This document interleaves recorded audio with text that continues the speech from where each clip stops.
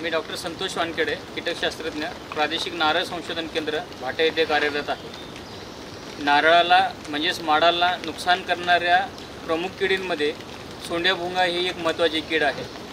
या किडीचा प्रौढ भुंगा हा तपकिरी रंगाचा असून याच्या पुढील बाजूस एक टोकदार आवरण असतं, त्याला आपण सोंड म्हणतो। मादी भुंगा झाडाकडे आकर्षित होतो आणि माडाला त्या टोकेने असं जखम करते आणि जखमच्या भागामध्ये आपली अंडी घालते आणि अंड्यातून निघालेल्या बारीक बारीक अळ्या आतमध्ये साल पोखरून आत जातात, आतला मऊ भाग खातात आणि आतमधून पूर्ण झाड फस्त करतात। बाहेरच्या साईडनं आपल्याला किंवा बाहेरच्या बाजूने आपल्याला या किडीनं केलेला उपद्रव आहे, प्रादुर्भाव, याचे लक्षणं आपल्याला दिसून येत नाही। जेव्हा या जखमेमधून जिथून त्या अळ्या आतमध्ये गेल्यात तर तिथून जो चिकट स्त्राव जो बाहेर ओघळताना आपल्याला दिसतो तो सुरुवातीला तांबूस तपकिरी रंगाचा असतो आणि हवेच्या संपर्कात आला की तो मग काळपट आपल्याला झालेला दिसतो। कधी कधी झाड आतून जास्त पोखरलं गेल्यामुळे आतमधून भुसासुद्धा बाहेर आलेला आपल्याला दिसून येतो। दुर्लक्ष केलं, कुठलीही उपाययोजना केली नाही तर झाड हे पूर्ण असं खाली कोलमडून पडतो। या भुंग्याची लागण बुंध्याकडे सुद्धा होते आणि शेंड्याकडे होतात।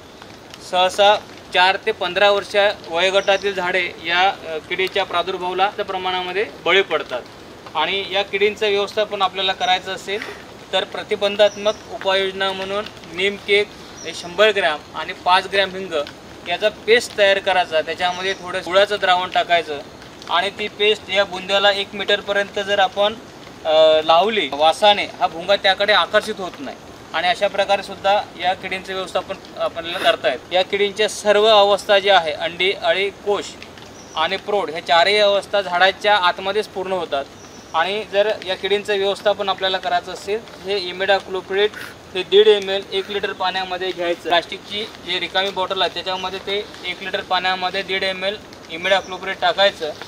ड्रिल किंवा गिरमिटानं ही जी जखम आहे याच्यावरती तिरपं असं ड्रिल किंवा गिरमिटानं असं तिरपं असं होल करायचं।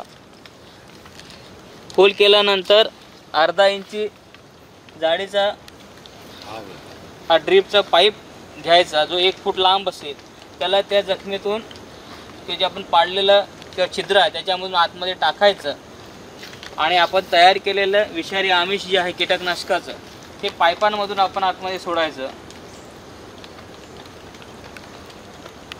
हे द्रावण या खोडामध्ये आत जाणार, वरच्या बाजूनं खालच्या साईडनं ते झिरपं जाणार। अळीच्या संपर्कात हे द्रावण आलं की अळ्या आतल्या हे मारल्या जातात। हे बुंद्याकडे उपाययोजना आपल्याला करता येतं। त्याच पद्धतीने जर शेंडाला जर या किडींचा प्रादुर्भाव झाला असेल, लागण झालेली असेल तर त्या ठिकाणी सुद्धा हेच आमिष इमिडाक्लोप्रिड 1.5 ml 1 लिटर पाण्यामध्ये घ्यायचं आणि वरच्या बाजूला ते सूर्यामध्ये ओतायचं। हे कीटकनाशकाच्या संपर्कात ज्या किडींच्या अवस्था आल्या की ते मारले जाते आणि अशा प्रकारे आपल्याला त्या किडींचं व्यवस्थापन करता येतं। दुसरी महत्त्वाची गोष्ट, जर आपल्याला या किडींचे भुंगे जे आहे बागेमध्ये आहे त्यांना पकडून जर मारायचं असेल तर त्याच्यासाठी सुद्धा गंध सापळ्यांचा आपल्याला वापर करता येतो। RPW ल्यूर कॅप्सूल काढायची आणि या ठिकाणी त्याला लटकवायची आणि या बकेटमध्ये अर्धा लेवलला इतकं पाणी भरायचं आणि हा सापळा बागेमध्ये असे माडाला न बांधता असं मध्यभागी असं आपण लटकवत ठेवायचं।